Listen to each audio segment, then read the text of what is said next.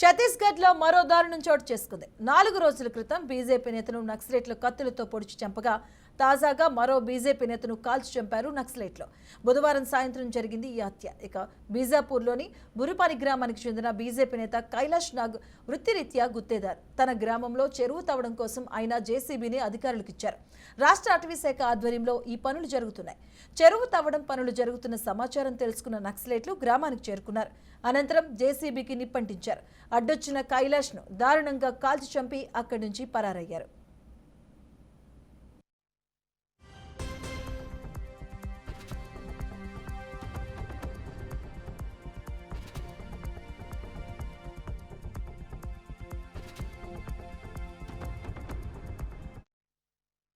వారంలో 2 బీజేపీ నేతలు హత్య చేయడం జిల్లాలో కలకలం సృష్టిస్తుంది. గత వారం బీజాపూర్ జిల్లాలోని టొయార్ గ్రామంలో ఒక వివాహానికి హాజరయ్యేందుకు వెళ్లిన స్థానిక బీజేపీ నేత తిరుపతి కట్లడి నక్సలైట్లు హత్య చేశారు.